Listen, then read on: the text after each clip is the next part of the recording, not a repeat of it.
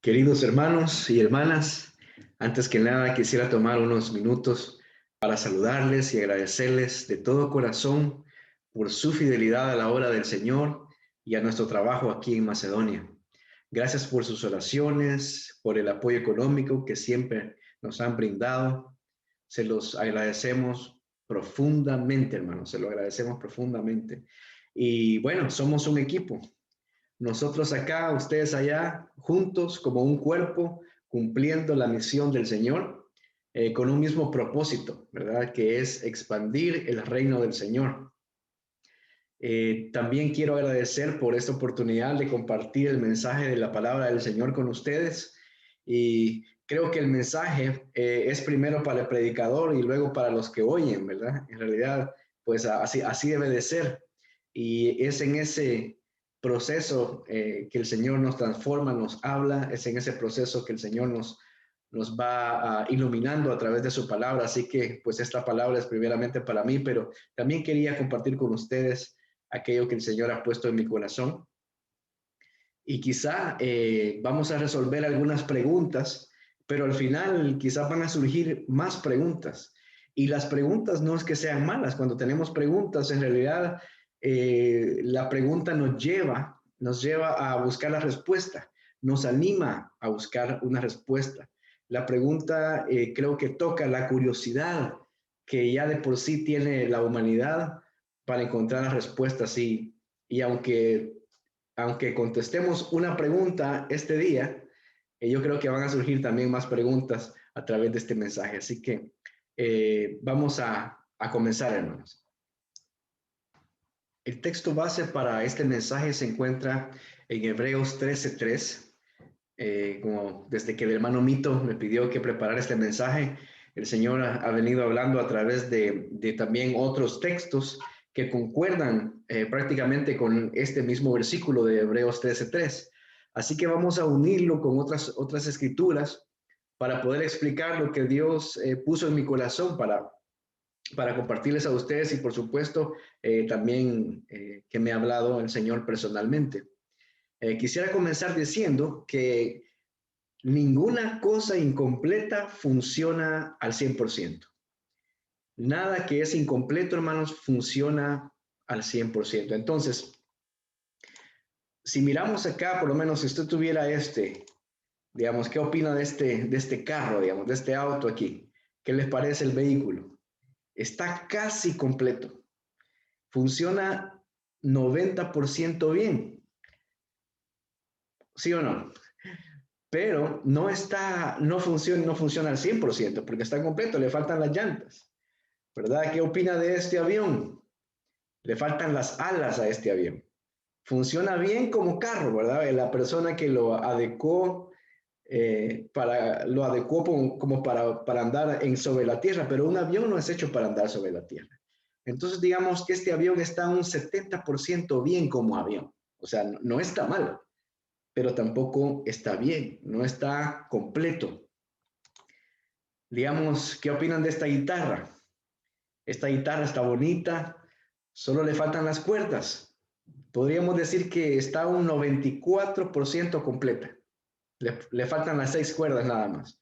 No sé si alguno de los músicos se animaría a dirigir la alabanza el domingo con esta guitarra, ¿verdad? Está muy bonita, brillante, la forma es bonita, la madera se ve buena, está un 94% bien, pero así como comenzamos, todas las cosas que están incompletas no van a funcionar al 100%. O por lo menos, ¿qué les parece esta casa también? Se mira bastante bien, está incompleta, pero está bonita. Digamos, ¿se pasaría usted a vivir mañana por la mañana a esta casa? Así, dejaría, digamos, pasar todas sus cosas a esta casa ya mañana por la mañana. Yo creo que quizás no, ¿verdad? Porque está incompleta. Está casi bien, pero no está bien. O este rompecabezas. He visto que algunos arman los rompecabezas y luego los cuelgan en cuadros decorativos. Y es muy bonito, ¿eh? Hay rompecabezas muy lindos, ¿verdad? Que son de paisajes y todo, así como ese árbol. Pero ese árbol, ese rompecabezas está un 85% bien. Digamos que Le falta poco para ser completado, pero no está totalmente bien. ¿Le gustaría, aún así incompleto, colgarlo en la sala de su casa? Yo creo que quizás no, hermanos. A la mayoría de las cosas que hemos visto nosotros no nos gustaría, aunque están casi completas. Todas estas cosas tienen algo en común, y es que todas estas cosas están casi completas. También todas estas cosas funcionan, pero no funcionan al 100%. No funcionan a la perfección. Y de igual manera, hermano, nos pasa cuando nuestro mensaje de salvación está incompleto. No obtendremos los resultados que Dios quiere que tengamos en el mundo cuando predicamos o cuando vivimos en un mensaje de salvación incompleto. Y es un reto para todos nosotros. Por esta razón, es importante que nos hagamos esta pregunta. Y la pregunta es, entonces, ¿cuál es el mensaje completo de la misión? Yo me he hecho esa pregunta durante muchos años acá y bueno, puede ser que sea obvio para nosotros pensarlo, pero es mejor llegar a esta conclusión a través de la palabra, a través del texto que Dios nos ha dejado en la Biblia. Y me ha encantado mucho este versículo de Hebreos 13:3, que como yo les mencionaba, vamos a estar uniéndolo con otros versículos para poder tener una visión más amplia y quizás más puntual de lo que es el mensaje completo de la misión. Y que podamos comenzar esta enseñanza, esta predicación, haciéndonos esa pregunta: ¿cuál es el mensaje completo de la misión? ¿Qué es lo que Dios quiere que hagamos? ¿Cuál es la misión que Dios tiene para nosotros? ¿Qué es la misión que Dios quiere que transmitamos a otros? Bueno, para buscar esta respuesta, la respuesta a esta pregunta, se tomará de base el texto, como ya lo mencionábamos, Hebreos 13:3, y luego vamos a estudiar otros versos, otros textos que nos ayudarán a descifrar la respuesta a esta pregunta. Leamos qué dice Hebreos 13:3. Dice: permanezca el amor fraternal. Esto es Hebreos 13:1, perdón, 1 del 1 al 3. El versículo 2 dice: no os olvidéis de la hospitalidad, porque por ella algunos, sin saberlo, hospedaron ángeles. Y Hebreos 13:3 dice así: acordaos de los presos, como si estuvierais presos juntamente con ellos, y acordaos de los maltratados, como si también vosotros mismos estáis maltratados en el cuerpo, como si ustedes están ahí con ellos. Miremos y estudiemos este versículo un poquito más a fondo. Y cuando nosotros queremos estudiar estos versos, es importante que vayamos a las palabras claves del versículo. Y las palabras claves muchas veces se encuentran en los verbos. Los verbos son los que manejan la acción de lo que Dios quiere decirnos o está diciendo en este versículo. Por ejemplo, el verbo importante que encontramos acá es que dice acordaos. En griego, ¿verdad? Que fue el idioma en el que se escribió el Nuevo Testamento, se dice mimneskomai, que es es un verbo presente y es un verbo en modo imperativo, o sea que en realidad lo que nos está dando este verbo es una orden. El escritor de Hebreos, él dio una orden cuando dijo así: acordaos. No es una sugerencia, no es una idea, no es simplemente pues una palabra que salió volando ahí por ahí y llegó a las escrituras. No, no, no. El escritor de los Hebreos tenía en mente esta orden para los creyentes. Y es que decía: acordaos y háganlo. Dice que tiene que ver con recordarse, tiene que ver con hacer remembranza y viene como una orden. El otro verbo que encontramos aquí en este versículo es aquel verbo que dice estuvierais o estáis, que viene del verbo eimi, del verbo eimi en griego, que significa ser o estar. o también puede usarse como ocurrir, cuando algo ocurre. Entonces, lo que el escritor está diciéndole ahí a los hermanos, a los hebreos, él les está diciendo, acuérdense, pero acuérdense como que si ustedes estuvieran allí con ellos, ¿verdad? Acordaos de los presos, como si estuvieras allí con ellos, como si estuvieran presentes con ellos. Acordaos de los maltratados, de los maltratados como si ustedes estuvieran allí con ellos, ¿verdad? Acuérdense, esa palabra acuérdense, pero hágalo como si estuvieran pasando por la misma situación, como si estuvieran viviendo en carne propia ese maltrato.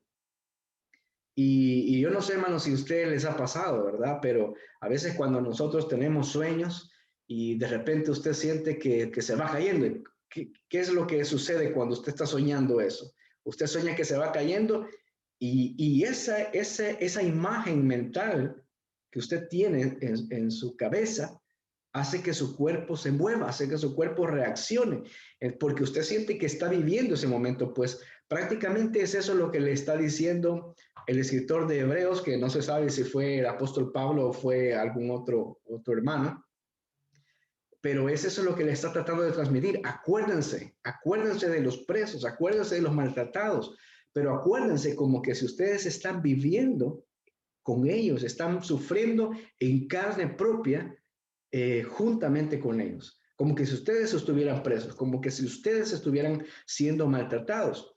Y hay una idea bastante coherente y bastante puntual, creo yo, de que el escritor de la epístola de los Hebreos se refería a hermanos y a hermanas que estaban encarcelados y a otros que estaban siendo también maltratados. Sin embargo, creo que este versículo es un complemento del deseo completo del Señor para su iglesia. Y es el deseo de que el Señor, es el deseo de que Dios quiere para su iglesia, pero porque Él quiere que nosotros tengamos una acción visible y tangible en el mundo de aquellos que sufren. Es el deseo de Dios, hermanos, que nosotros como su cuerpo, como sus embajadores, como aquellos que reflejan al Señor, sintamos el mismo sufrimiento de aquellos que están encarcelados, de aquellos que están siendo maltratados, de aquellos que sufren, ¿verdad? Que tengan una acción visible y tangible en el mundo de los que sufren. Entonces, ahora, los que sufren, hermanos, en la Biblia, en la mayor parte de los casos que salen en la Biblia, son los pobres. Los que sufren casi siempre en la Biblia van a ser los pobres. Pueden ser los pobres también en espíritu y los pobres también en el cuerpo, los pobres físicamente, los pobres materialmente, porque son aquellos a los que son más vulnerables en la sociedad. Pero a mí me llamaba mucho la atención de que un teólogo que es muy reconocido a nivel latinoamericano y que está dando clases allá en la Universidad UCA, allá en San Salvador, él se llama John Sobrino, y me llamaba la atención, digamos, su perspectiva de quiénes son aquellos que sufren, quiénes son en la Biblia aquellos que sufren. Y este catedrático decía lo siguiente, él decía que considera que los pobres son aquellos que sufren algún tipo de necesidad básica en la línea de Isaías 61, 1 y 2, y que Jesús interpreta esta necesidad como opresión, así como aquellos que son despreciados por la sociedad, pecadores, publicanos, prostitutas, ladrones, etc. Ellos son los marginados y también algunos pueden ser los pobres sociológicos, ¿verdad? Aquellos a quienes nadie quiere ver, a quienes nadie quiere oír, a quienes nadie quiere tener cerca. Entonces, muchas veces la Biblia toca a los pobres de esta manera, los describe de esta manera la Biblia. Leamos lo que dice Isaías 61, de versículo 1 al 2, dice, el Espíritu del Señor Jehová está sobre mí, porque me ungió Jehová, me ha enviado a predicar buenas nuevas a los abatidos. ¿Quiénes son los abatidos? Los abatidos son los que están también sufriendo maltrato. A vendar a los quebrantados de corazón, a publicar libertad a los cautivos, a los presos, ¿verdad? Y a los presos, apertura de la cárcel, a proclamar el año de la buena voluntad de Jehová y el día de venganza del Dios nuestro, a consolar a todos los enlutados. Y es interesante cómo volvemos a ver ahí a este grupo de gente. Nuevamente vemos este grupo de gente que sufre, esos maltratados, esos presos. Acuérdense de ellos, decía el escritor de Hebreos, acuérdense de esta gente. Y esta gente, por lo general, como mencionamos, es gente pobre, de gente que no tiene una manera, digamos, buena de vivir, una manera que en la que escasean muchas cosas. Por lo general, los abatidos, los quebrantados, los cautivos, presos, son pobres, son los pobres. Son aquellos que no tienen voz, son aquellos que no tienen voto, son aquellos que no tienen recurso, son aquellos que no tienen ayuda, que no tienen salud, que no tienen posibilidades de ningún tipo. Estos son los pobres. Y estos son los pobres a los que el Señor Jesús vino, y Él vino a salvar a estos pobres. El Señor Jesús da un gran énfasis. Vamos quizás a comenzar viendo algunas escrituras, ¿verdad? Partiendo desde el Antiguo Testamento, así como Isaías 61, y vamos a recorrer en la historia, ¿verdad? Así algo cronológicamente, algunos versículos que nos van a dar la misma idea. El siguiente versículo que quisiera que ustedes vieran está en Lucas 7:22. Pero quizás antes de ver Lucas 7:22, yo quisiera solamente que analizáramos un poco qué es lo que dice el diccionario de la Real Academia Española acerca de la palabra pobre, cómo define la palabra pobre. Y bueno, es un adjetivo, puede traducirse como necesitado, alguien que no tiene lo necesario para vivir, también alguien que está escaso, insuficiente, pobre de voces, o sea que no tiene alguien que vele por la persona, alguien humilde, alguien de poco valor, de poca entidad, no tiene entidad, alguien infeliz, desdichado y triste. Y esta es la definición que encontramos en el Diccionario Real Academia. Interesante, ¿verdad? ¿Cómo se definen los pobres?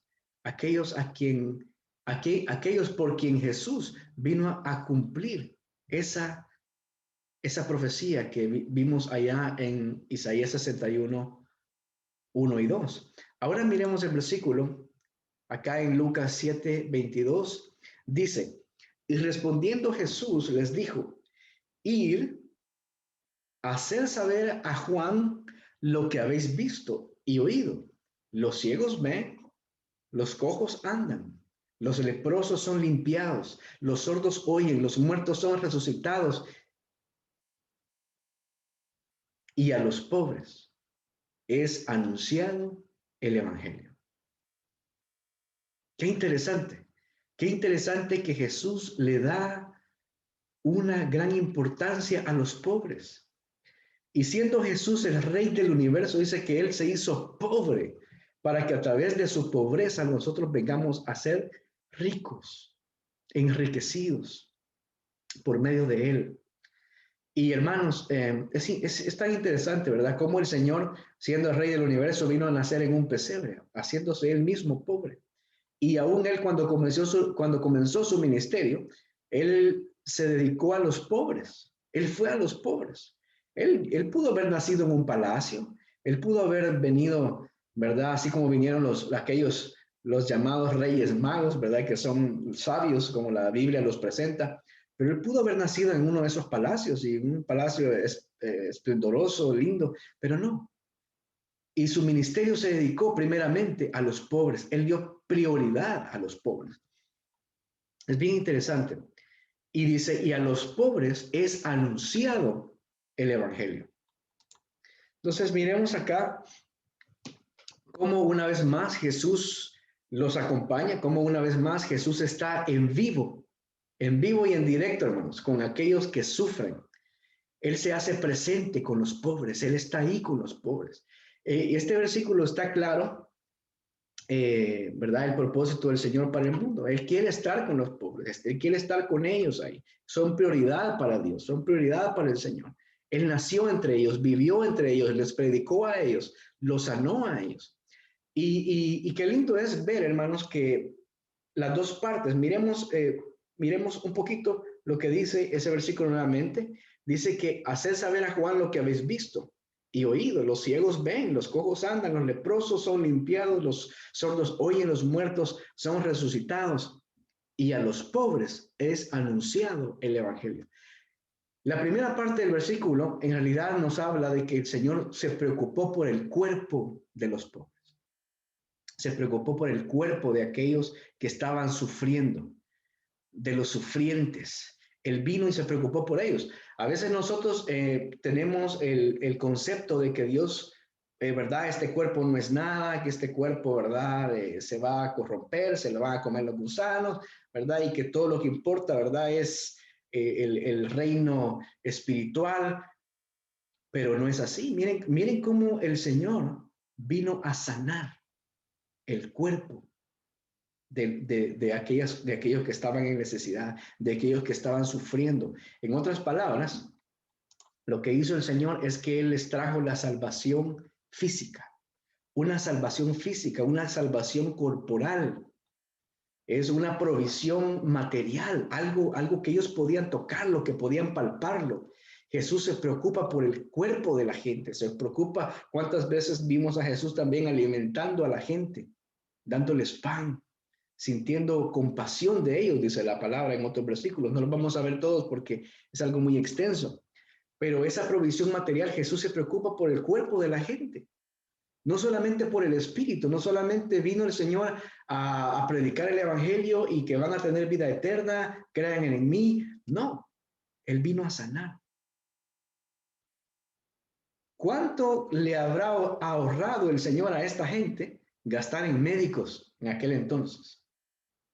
¿Cuánto el Señor les habrá ahorrado a esta gente?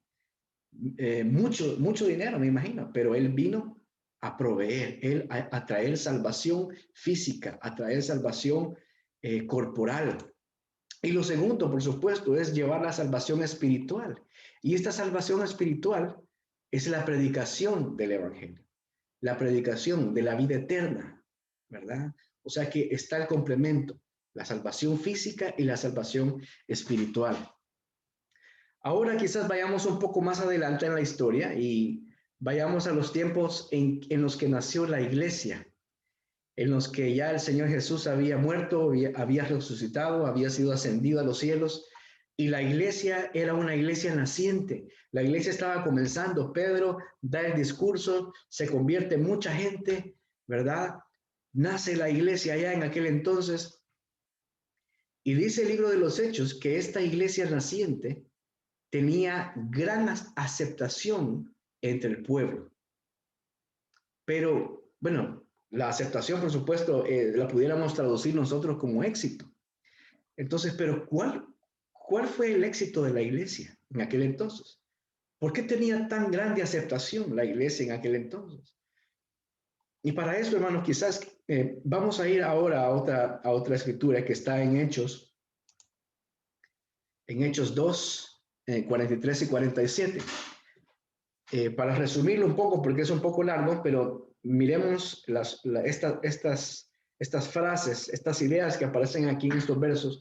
Y dice así, que la iglesia en aquel entonces, dice, tenían en común todas las cosas. O sea, no era de que, mira, este es mi carro, no me lo toques, ¿verdad? O mira, este es mi casa, no me vengas a molestar.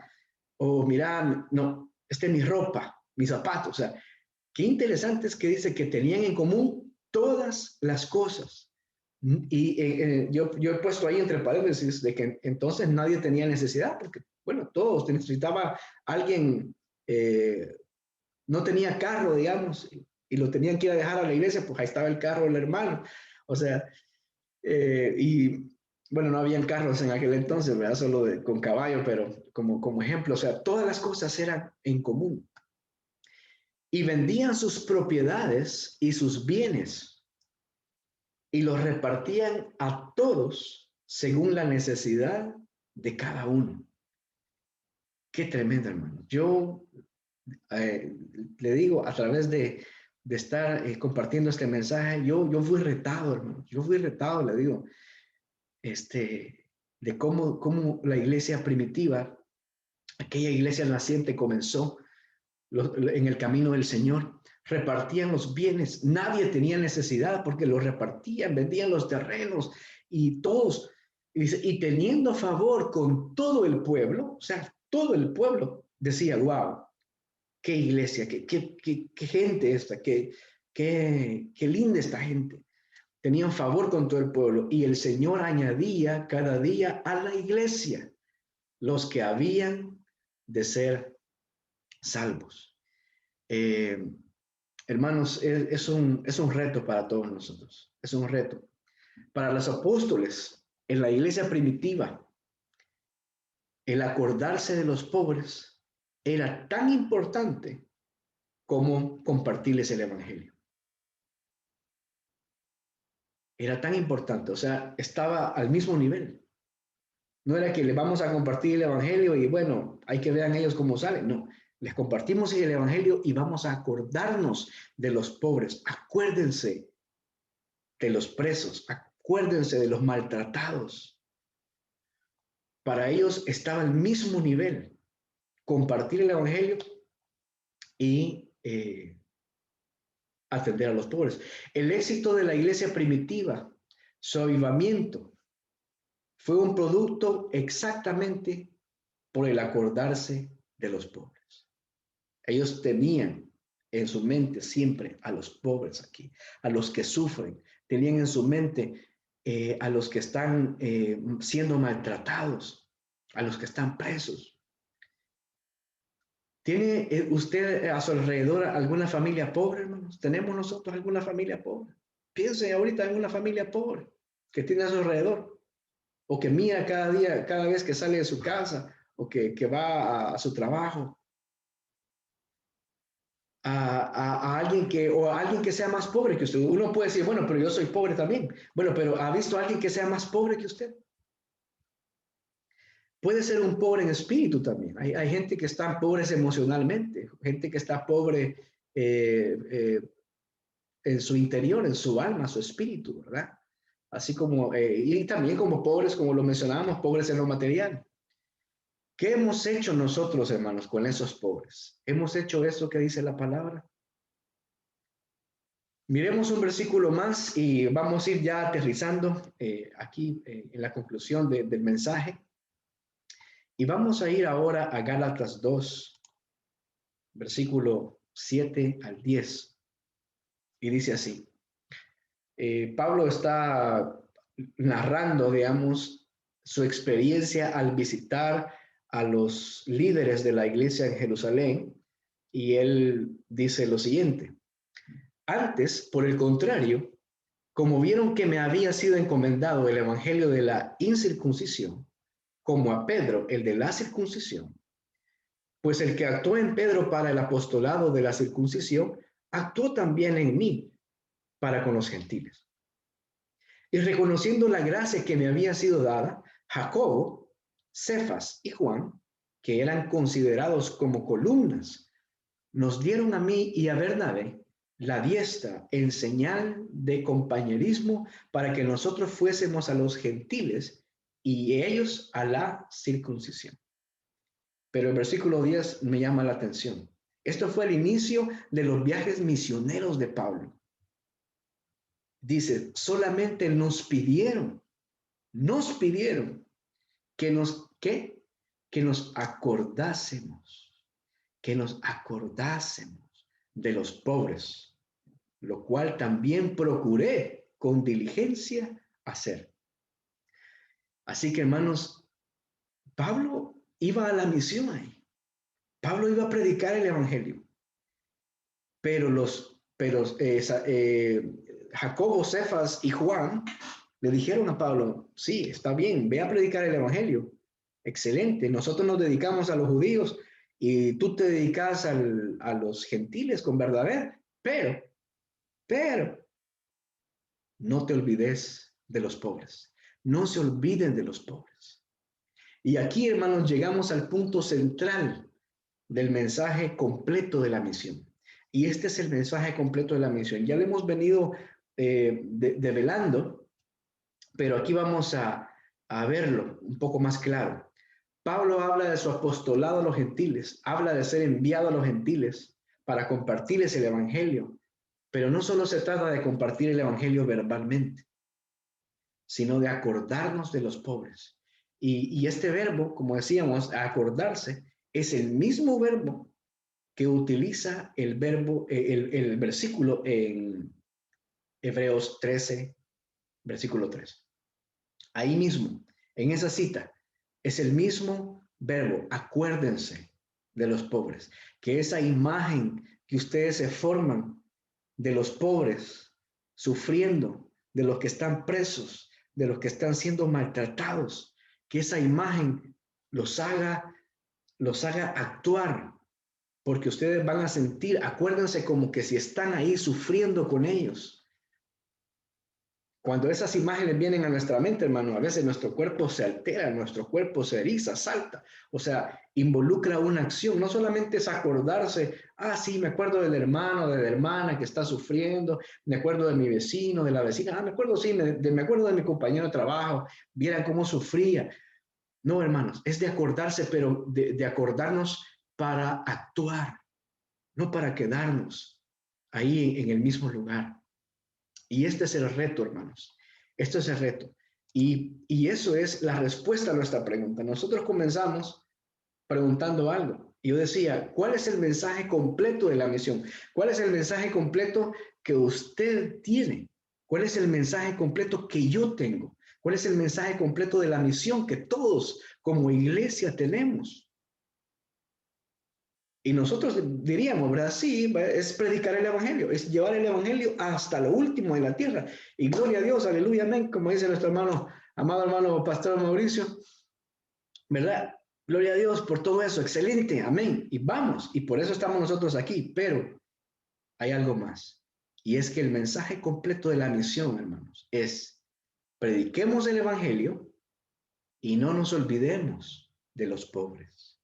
Acordémonos, así como dice Hebreos 13:3, acordaos de los que sufren, acordaos de los presos, acordaos de los maltratados. No los dejen a un lado, acuérdense de ellos. Ese es el mensaje completo de la misión. Y como decíamos, nosotros ahora vemos que la gente no quiere ir a la iglesia, la gente ha perdido la confianza en la iglesia. ¿Y por qué ha perdido la gente la confianza en la iglesia? Porque ningún mensaje o ninguna cosa que está incompleta funciona al 100%. Así como comenzábamos nosotros cuando veíamos aquel carro muy lindo, muy bonito, pero sin llantas. Y a veces así siento que es la misión, cuando nosotros solo predicamos el evangelio y le hablamos a la gente, pero no nos acordamos de la pobreza que tienen, no nos acordamos de la necesidad que están viviendo, de la necesidad física, no solamente necesidad espiritual, sino necesidad física. Y esta necesidad física no solamente existe en los estratos más bajos de la sociedad, sino en todo lugar. Pero por supuesto, siempre hay gente que sufre más y decía, acordémonos de los pobres, hermanos. Este es el mensaje completo de la misión. Así que bueno, ahora que hemos contestado la pregunta y que hemos llegado a nuestra conclusión, ¿cuál es el mensaje completo de la misión? Prediquemos el evangelio y no nos olvidemos de los pobres. Ahora que lo hemos contestado, yo creo que van a surgir más preguntas. Y por eso les decía que yo me he quedado con más preguntas en mi mente. Después de haber llegado a esta conclusión y respondido a esta pregunta, ahora surgen más preguntas en mi mente y preguntas que yo quiero transmitir también a ustedes. Y algunas preguntas son retóricas, ¿verdad? Algunas preguntas sabemos que son obvias las respuestas, pero, por ejemplo, esta. ¿Habrá pobreza en el mundo en la actualidad, hermanos? ¿Hay pobreza? Sí, hay millones de personas que mueren en el mundo, miles de niños que están desnutridos, miles de personas también, ya adultas, que también mueren de hambre, mueren de sed, que no tienen alimento. ¿Quiénes son los pobres? ¿Quiénes son esos pobres? ¿Dónde están?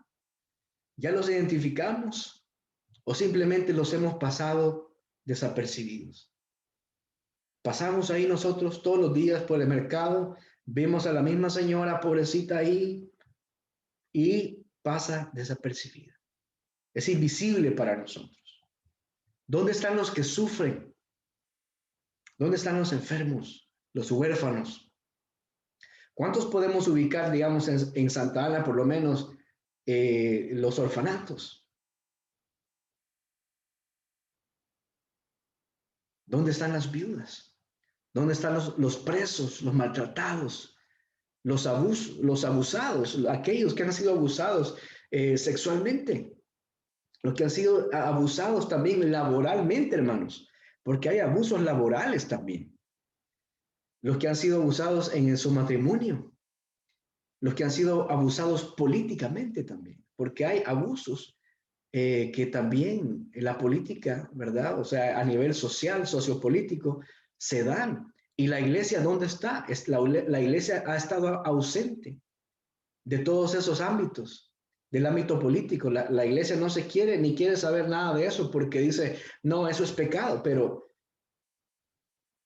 hemos dejado a los pobres sufrir cuando nosotros tenemos la solución.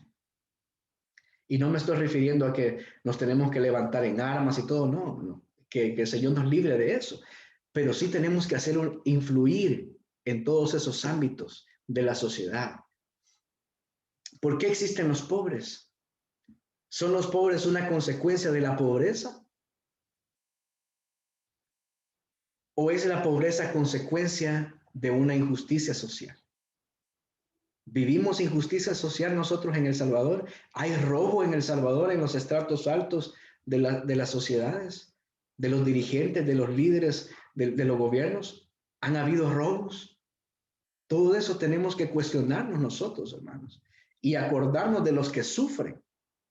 Acordémonos de a quienes les llega más el sufrimiento. ¿Cómo puede la iglesia ser un alivio o una solución a los que sufren, a los pobres? ¿Cómo puede ser la iglesia una solución a los pobres, hermanos? Si la iglesia es la sal de la tierra, la luz del mundo. ¿Hay pobres en la iglesia? ¿Tenemos pobres en la iglesia? ¿Hay hermanos que son pobres? Siguen las preguntas. Miren acá, dice, ¿cada cuánto tiempo nos debemos acordar de los pobres? Hay que contestarnos estas preguntas. ¿Verdaderamente estamos como iglesia resolviendo ese problema? Y no me refiero solamente a la iglesia Oasis, hermanos. No, yo me estoy refiriendo a la iglesia global, a la iglesia en Latinoamérica, a la iglesia en El Salvador. ¿Está la iglesia en El Salvador resolviendo este problema de los pobres? Estamos influenciando nosotros. Estamos atacando la pobreza. ¿Cómo la estamos atacando? ¿Cómo podemos acordarnos de los pobres? ¿De qué manera nos acordamos de los pobres? ¿Hemos hablado por ellos? ¿Los hemos defendido? ¿Hemos defendido a aquellos que no tienen voz en la sociedad? ¿Aquellos a quien nadie los escucha? ¿Los estamos educando? Bueno, gracias al Señor, qué bonito que tenemos la escuela cristiana Oasis que está haciendo una influencia en la educación. Y yo diría, hermanos, que de veras que la iglesia cristiana Oasis, de ahí, que de esa escuela salgan alcaldes, que de esa escuela salgan ministros del gobierno, que salgan presidentes, hermano, que salgan gente que llegue a esos puntos, pero que se acuerde de los pobres. Pero no nos podemos, no pueden ellos hacer eso si nosotros no se los enseñamos. Si no tenemos esa responsabilidad social que tiene la iglesia para enseñar a las nuevas generaciones a acordarse de los pobres, así como Jesús lo hizo. Nos hemos acordado de ellos alimentándoles, nutriéndoles, visitándoles, vistiéndoles, acompañándoles con nuestra amistad, con nuestro aprecio. ¿Qué rol juega la educación al respecto? al respecto de acordarnos de los pobres. Como mencionaba yo, la escuela, ¿verdad?